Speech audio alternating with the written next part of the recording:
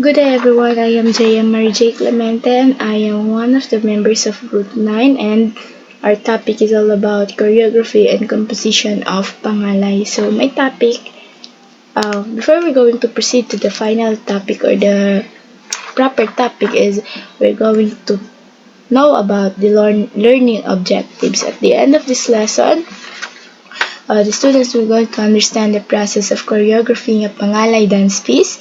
Second, explore creative approaches to composition in Pangalay. 3. Develop skills in structuring and organizing a Pangalay performance. And lastly, collaborate with peers to create a group choreography in Pangalay. So, first, what is Pangalay? Pangalay is a traditional Filipino dance form originated in the Sulu archipelago. It is a rich and vibrant art form that encompasses both choreography and composition. So, si Pangalay is na-originate siya sa Sulu archipelago and the dance is distinct because it characterized by hand movements that resemble the movement of ocean waves enhanced by long metal fingernails worn by the dancer. So, ang pinoportray nitong Pangalay dance is habang sumasayaw, may meaning yung mga kamay nila which is ito ay nagsisimbolo ng ocean waves. And ito ay more on hand movement si Pangalay. Kaya nga siya tinawag din as a fingernail dance. Sinasayaw tuwing kasal. Most of the time, tuwing kasal siya sinasayaw ng mga dancers. Sinisimulan nila ito kapag merong okasyon. And maliban sa kasal is sinasayaw din ito sa mga importanteng event na para sa mga royal blood. Ito ay isang sayaw na papuri sa mga bisita, kamag-anak o kaibigan ng mga Tausog, Samal, Badyaw at Jamapun. So, ang dance na ito is nagsisilbing papuri para sa mga bisita kapag merong okasyon and sinasayaw ang Pangalay dance. Maaari ring gamitin ito bilang ekspresyong espiritual at iba pang ritual na may kinalaman sa pasasalamat at paghilom. So, ang Pangalay dance is maliban sa sayaw and pagsayaw sa mga okasyon is ginagamit din siya sa mga spiritual na activities ng mga samal na or pasasalamat na ginagawa nila and parang pinapakita nila yung papuri nila through Pangalay dance. Next is here, kita natin ang sample ng Pangalay dance.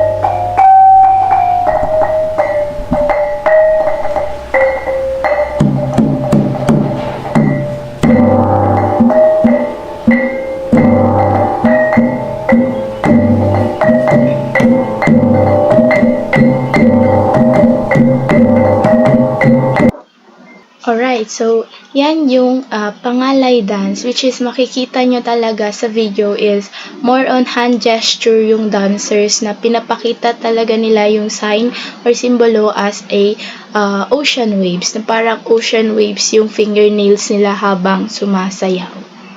Next is this is my proper topic which is the principles of choreography and composition in Pangalay. So, here are the compositions and choreography of Pangalay which is magsisimula tayo sa movement. Pag sinabing movement, Pangalay has a distinct movement vocabulary characterized by intricate hand and foot movements, graceful gestures, and fluid body isolation. So, yun na nga po yung sabi ko kanina is Sa movement ng pangalay is more on hand gesture sila and foot. Kumbaga, pinagsasabay yung kamay and yung paa sa pagsayaw, and habang nagmo-move is dapat gracefully siya para maipakita talaga yung emosyon na gustong ipakita ng mga dancers, and parang gumagalaw din yung kanilang body para mas ma-portray pa nila kung ano yung gusto nilang ipakita na simbolo or papuri sa mga bisita or sa kung sino man na pag-aalayan nila ng sayaw na iyon. And choreographers and dancers in Pangalay must be well versed in this vocabulary to effectively convey the desired emotions and narratives through their movements. So ayun na nga ho. Yung mga choreographers and dancers, dapat magaling sila sa pag-convey ng kanilang sayaw, and para makita nung manonood kung ano nga ba yung pinoportray or kung ano nga ba yung gusto nilang ipakita as dancers sa pamamagitan ng movements nila. So, here's the example of movement. Makikita nyo dito.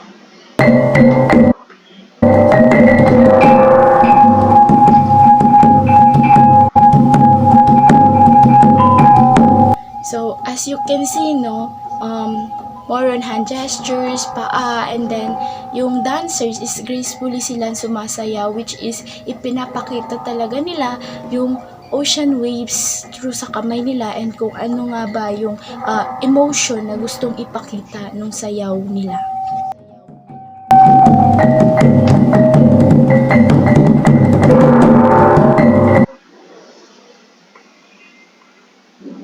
And that was movement. Next is we have the musicality. Music plays a crucial role in Pangalay, and choreographers need to have a deep understanding of the musical rhythms, beats, and melodies. The movements and compositions are intricately tied to the music, with dancers often responding to the nuances and accents in the music through their choreography.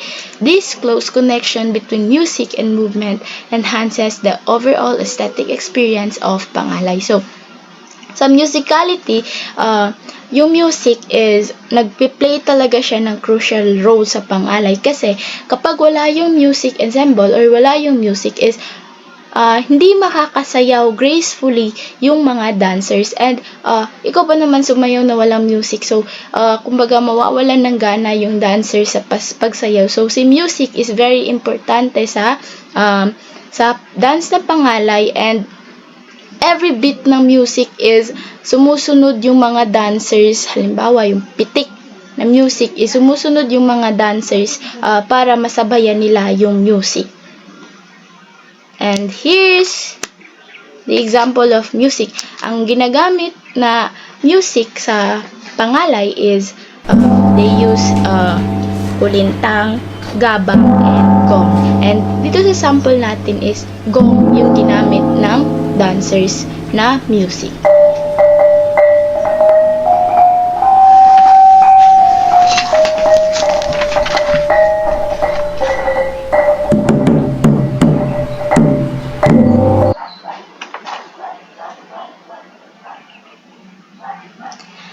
And that was the music na ginagamit, which is yung kulintang, gabang, and gong. Pero dito sa sample na pinakita ko ho is gong lamang yung ginamit ng dancers. Next is we have the symbolism and storytelling. When we say symbolism and storytelling, Pangalay often incorporates storytelling and symbolism.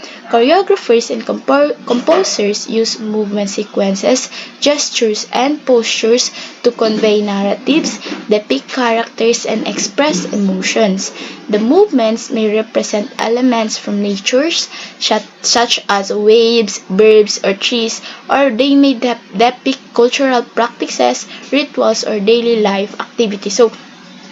So, lahat ng folk dance is merong sinasabi or ipinapakita na symbol or kwento. So, every dance, meron silang pinapakita na kwento. So, sa Pangalay naman is sa symbolism and storytelling is pinapakita talaga nung dancers kung ano yung gusto nilang iparating sa audience nila, which is through sa movement sequence nila, sa gestures, sa postures and expressions ng emotion nila. So yung pinoportray nila na elements na nagre-represent ng sayaw nila is katulad na galing sa nature, katulad na lang ng sabi kong kanina, yung waves, ocean waves, birds or trees, na minsan nagde-depict sila ng practices, rituals, and daily activities nila. So, sa sayaw na yon, sa Pangalay, is ipinapakita kung ano yung culture kung saan originated nung sayaw na Pangalay, which is from Samal, right? From the Sulu archipelago. So, every dancers talaga is pinapakita kung ano yung story. So, dapat mabigyang hustisya nila yung sayaw na sinasayaw nila para yung audience is malalaman and mafe-feel yung emotion na gusto nilang iparating and story na want nilang sabihin sa mga tao na hindi masabi sa through words, pero through dance masasabi nila. So here's the example of symbolism and storytelling.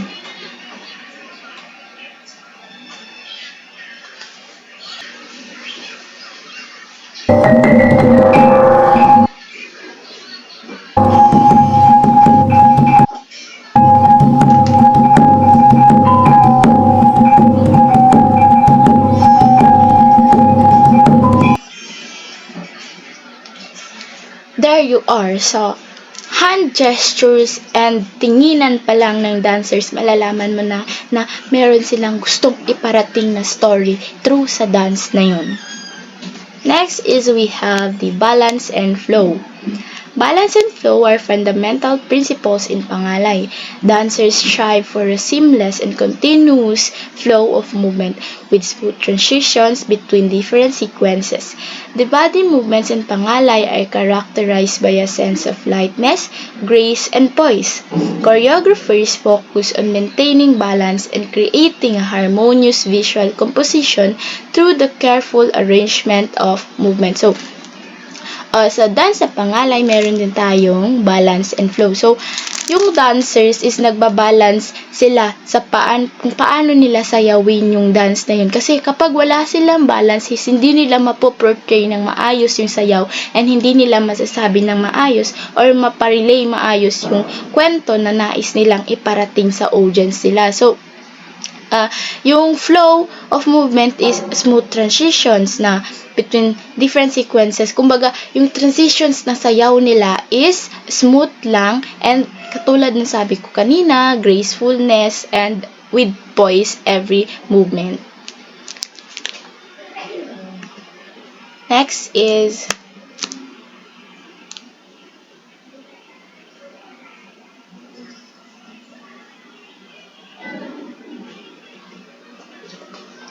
here's the sample of the balance and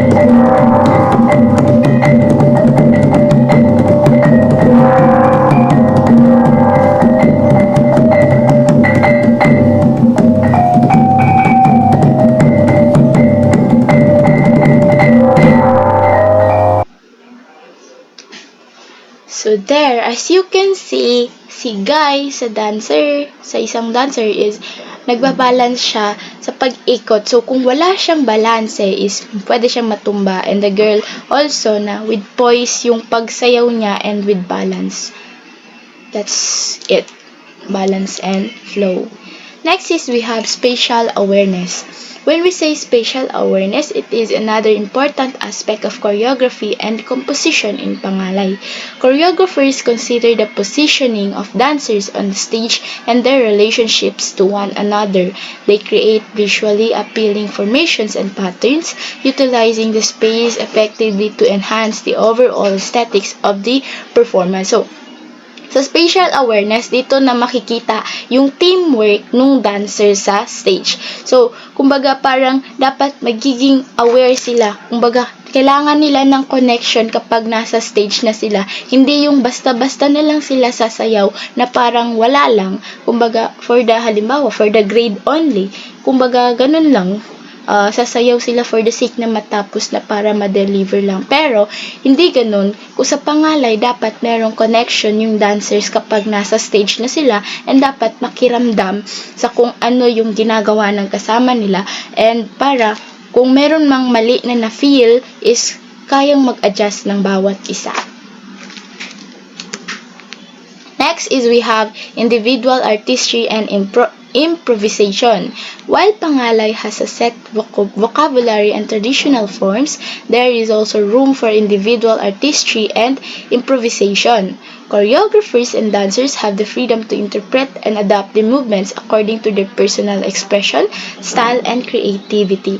This allows for a dynamic and evolving art form where new ideas and innovations can be incorporated while respecting the traditional foundation. So, from the word individual, I'm so sorry, nagkulang ng I. Individual artistry and improvisation. So, dito sa dance na pangalay, although kapag nasa stage na yung groups is group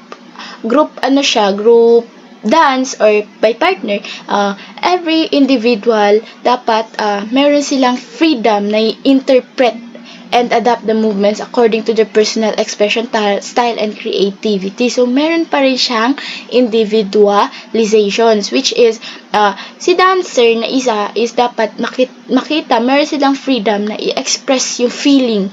Meron silang sariling style sa pag-sayaw nung dance na yun. Although, choreograph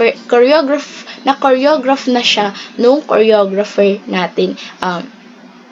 Yun na nga. Pero, sa pag-dance ng ganun, kahit meron siyang individualization, dapat mapakita and ma-respect pa rin yung tradition na meron yung originate ng sayaw na yun na pangalay, which is originated in the Sulu Archipelago. So, here's the sample.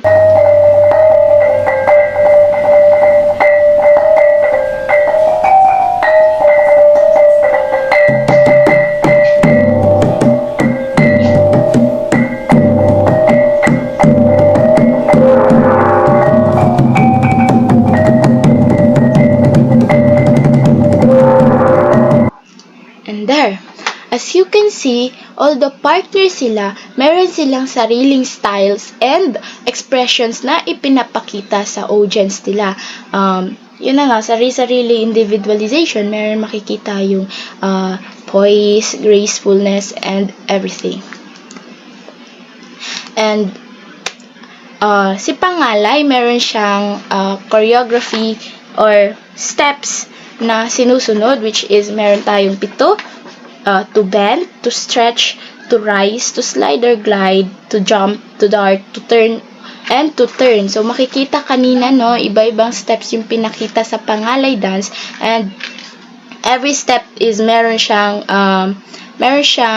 story and story na ipinapakita, and meron siyang symbolism na ipinapakita, which is dapat mabigyang hustisya talaga nung dancer yung gustong nilang ipahiwatig or iparating sa mga audience. Therefore, the audience will going to have a connection with the dancers and maiintindihan nila yung gustong iparating ng mga dancers. And also, lastly, dapat yung dancers meron silang connectedness kapag nasa stage na sila. Therefore, mas lalo nilang ma-portray or ma-relay yung message na gusto nilang iparating. And that's all about the composition and choreography of pangalay. That would be all. Thank you.